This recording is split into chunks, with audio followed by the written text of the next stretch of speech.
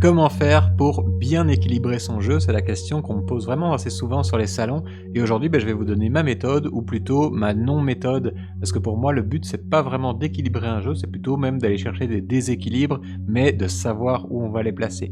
Du coup, c'est parti, on se lance dans la discussion. Bienvenue dans la matinale des Grand Bazar où on se retrouve autour d'un petit café, histoire de discuter tranquillement avant de commencer la journée au travail. Et aujourd'hui, on parle game design.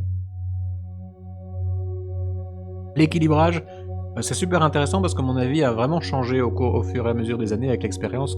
Au début, je cherchais vraiment des équilibres assez forts, dans mes jeux. Au début, c'était vraiment que des jeux de figurines, je faisais vraiment du gros wargame et j'avais cette envie d'avoir des choses très balanced, qu'elle ait créé des jeux intéressants. Et le jeu intéressant, c'est vraiment maintenant je le mets en opposition avec les jeux fun. Maintenant quand on voit, je crée des jeux beaucoup plus accessible, beaucoup plus fun et beaucoup plus chaotique. Donc je vais chercher en fait des déséquilibres parce que ce qui m'intéresse c'est de créer des situations un peu cocasses pendant une partie plutôt que d'essayer d'avoir deux généraux en face l'un de l'autre qui vont se creuser les méninges pour essayer de prendre une position de terrain un peu plus avancée.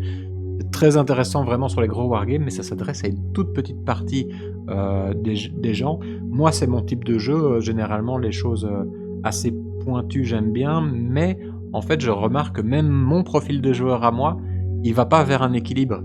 J'ai tendance à aimer jouer des unités, donc dans le cas d'un jeu de figurines, des unités qui sont faibles.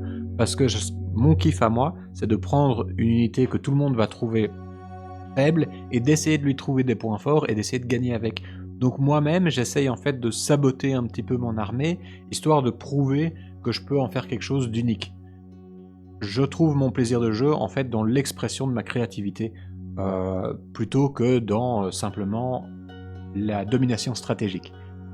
Et donc en fait, essayer de trouver un jeu qui soit très équilibré, ça va déjà s'adresser à un profil de joueur qui n'est pas forcément le plus représenté.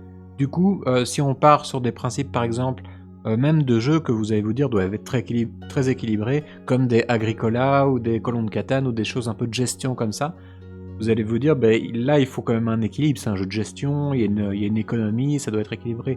En fait, la façon de gagner la plupart du temps ce genre de jeu, c'est d'aller chercher un déséquilibre. C'est d'aller trouver la stratégie qui à un moment craque un petit peu le jeu et puis vous êtes en avance sur tout le monde.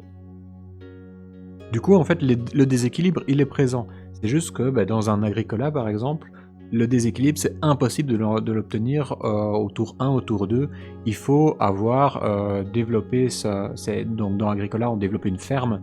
C'est un jeu de société économique où on doit construire sa ferme. Et on peut ajouter des ouvriers, on peut ajouter des ressources, et on essaie de développer plus vite que le jeu, en fait, parce que le jeu avance au fur et à mesure des tours, et vous devez en même temps nourrir vos ouvriers. Bref, le but, c'est d'essayer d'arriver au bout avec la plus grosse ferme possible. Et même si c'est un jeu vraiment très très pointu au niveau de la réflexion économique, c'est très intéressant, il y a quand même un déséquilibre très très fort qui est volontaire en fait. À partir d'un moment, si le joueur a réussi à dépasser la vitesse du jeu, son économie va aller plus vite et il va avoir craqué le truc et il sera complètement déséquilibré par rapport aux autres joueurs. Et c'est comme ça qu'on gagne une partie, donc le déséquilibre, il est même inhérent au fait de gagner la partie. Et c'est comme ça dans beaucoup de jeux, hein. Dans beaucoup de jeux, si vous connaissez Slay the Spire, qui est un jeu de cartes sur ordi, que moi j'aime beaucoup, là aussi, le but c'est vraiment d'essayer, en fait c'est un rogue... comment on dit ça? Je sais plus. C'est un... Merde, j'ai perdu le terme, c'est pas grave. C'est un jeu où vous construisez votre deck au fur et à mesure de la partie, et à la fin vous allez essayer de battre un gros boss des enfers. Et vraiment le but du jeu c'est d'essayer d'avoir un deck le plus craqué possible. Il y a même des possibilités de faire des tours infinis, donc de vraiment déclencher ce qu'on essaie d'éviter à tout prix dans les jeux de cartes, mais là c'est vraiment le but d'essayer de craquer le truc.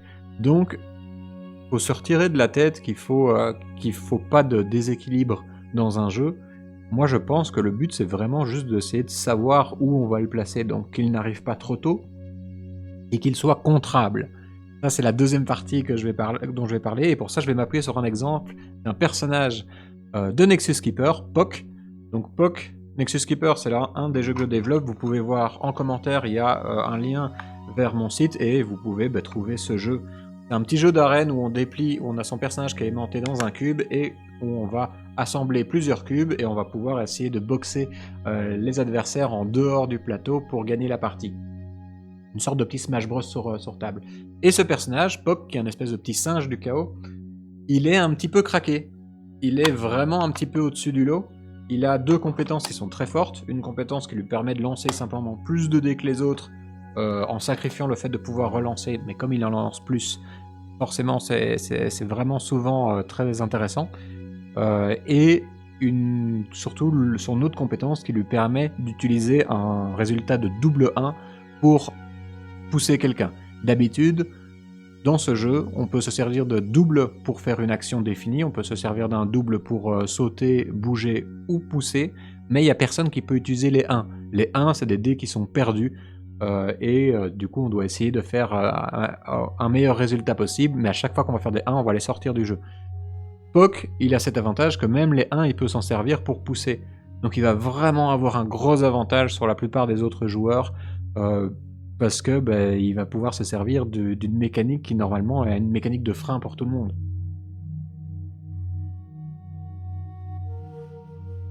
Puck est donc vraiment un petit peu au-dessus du lot, mais c'est volontaire. C'est volontaire parce que j'avais envie d'en faire, c'est un peu une brutasse de combat, donc j'avais envie de le mettre un peu au-dessus du lot. Premier point, je trouve que c'est important, en tout cas dans ce type de jeu, d'avoir justement des personnages qui vont poser des problèmes. Des personnages où, surtout dans Nexus Keeper, où c'est pas forcément du 1v1, on peut jouer vraiment à 5-6, eh bien je trouve ça intéressant parce que d'avoir le personnage le plus fort, en fait, il y a un jeu de diplomatie qui va se mettre en place. Le personnage le plus fort, c'est aussi le premier personnage que les autres vont essayer de sortir.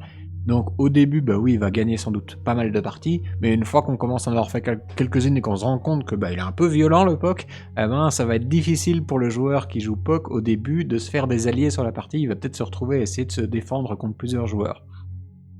Donc il y a cette notion aussi que derrière les figurines, il y a des joueurs qui peuvent discuter, et donc un déséquilibre, s'ils sont au courant que ce déséquilibre existe, ils vont pouvoir essayer de le contrer, rien que ici en tout cas dans Nexus Keeper, rien qu'à la diplomatie. Mais c'est pas tout de créer un personnage un peu plus fort parce que j'avais envie de faire un personnage plus fort, il faut aussi lui trouver un défaut, et c'est là où c'est là où je rattrape cette notion d'équilibrage, et c'est comme ça que je définis mon équilibrage maintenant, c'est que je vais créer des personnages qui sont un peu fumés, et ensuite je vais leur mettre un vilain défaut qui contre un petit peu le truc, et une fois qu'on s'en rend compte, tout d'un coup on attaque dans son point faible. Et le personnage de Puck, son gros défaut, c'est que quand il se fait pousser en dehors du terrain, normalement on peut revenir par sa porte, et lui devant sa porte, il a un terrain qu'il n'aime pas, qui fait qu'il va se déplacer plus difficilement. Ce qui veut dire que si on arrive à le mettre dehors, en dehors du terrain une première fois, quand il va revenir au prochain tour, il va être un petit peu embourbé. Et en fait, il va avoir beaucoup de mal à s'en sortir si on le sort au bon moment. Donc il a un défaut, ça l'empêche pas d'être un peu violent, donc c'est pas trop grave pour ça, mais moi j'ai ce petit défaut en tête, et je sais que si jamais j'ai besoin, et d'ailleurs ça va sans doute être le cas, je peux très bien amener un nouveau personnage plus tard, et ce nouveau personnage, il pourrait avoir une règle, ça pourrait être un personnage qui est un peu nul d'ailleurs, ce qui est très très rigolo, c'est de se dire, c'est un peu comme dans le Stratego, où l'ennemi du colonel c'est l'espion, ou un truc, je sais plus les termes, c'est le général, et le plus fort est battu par le plus faible, et du coup on peut mettre en place ce genre de choses. De savoir que vous avez un personnage très très fort, eh bien ça vous permet aussi de glisser quelque part dans votre jeu son counter. Je pourrais tout à fait créer un personnage qui dispose d'un moyen de pousser les gens en dehors du plateau à distance, et quand il met quelqu'un en dehors du plateau, il lui met un 1 dans sa réserve. La réserve, c'est un système qui permet de conserver des dés entre les tours, et le problème de Puck, c'est que quand il a un dé dans sa réserve, il peut pas déclencher ses compétences, son autre compétence. Donc ça permet vraiment de venir appuyer sur son défaut d'embourbage. Si on le met dehors et en plus on lui met un petit dé dans sa réserve en même temps, au moment où il revient, il rejette vraiment pas beaucoup de dés, et en plus comme il a un 1 dans sa réserve qui peut lui servir qu'à pousser, ça l'aide pas à se désembourber. Donc je peux vraiment venir créer un petit personnage un peu pourri qui sait pas trop s'en sortir tout seul, mais ça va être le counter de PoC. Et du coup, là, on commence à créer des dynamiques qui sont plus intéressantes pour moi que d'essayer d'avoir tous des personnages qui sont parfaitement balance et qui vont savoir... chaque personnage va être fort par rapport à chaque personnage et va avoir la même chance contre les autres. Ça, pour moi, c'est pas intéressant. En fait, c'est là où on va créer des jeux qui sont un peu mous du genou et qui vont manquer de fun. Et pour moi, l'objectif, c'est vraiment d'essayer de créer des situations débiles. Donc autant aller dans la démesure, mais faut se prévoir une petite contrepartie. C'est vraiment ça qui est important.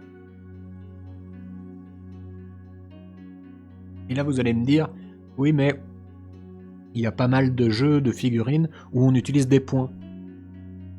Donc on peut acheter ces unités avec des points et on fait une partie à 2000 points et ensuite on sait qu'on peut avoir 18 soldats qui coûtent 20 points et ce genre de choses. Et comment on fait du coup pour équilibrer son jeu lorsque chaque figurine lorsqu'à chaque figurine on a attribué une valeur en points? Eh bien moi ma solution c'est je ne fais pas de jeu où je mets des points. Pour moi, les points, c'est la pire façon de construire une armée dans un jeu de figurines ou une bande dans un jeu d'escarmouche. C'est donner un outil d'équilibrage dans les mains des joueurs à un jeu qui n'est pas fait pour être équilibré. Donc pour moi, ça crée de toute façon, tout ce que ça va créer, c'est des gens qui vont dire « Ah mais oui, mais celui-là, il devrait être 10 points moins cher, celui-là, franchement, il est trop cher, celui-là, il est pas assez cher. » Et ça va créer une espèce de discussion, de méta-discussion autour du jeu qui n'apporte rien au jeu en fait. Et il y a beaucoup d'autres façons de créer une construction d'armée qui est plus intéressante que d'attribuer des points à une figurine. En conclusion, l'équilibrage absolu, c'est l'ennemi du fun. Cherchez des déséquilibres, mais réfléchissez-y, les laissez pas arriver par hasard. Trouvez les déséquilibres qui vous intéressent et donnez-leur une petite contrepartie. Voilà, on se retrouve très très bientôt pour la prochaine vidéo. Moi je prends mon dernière petite goutte de café. À la prochaine!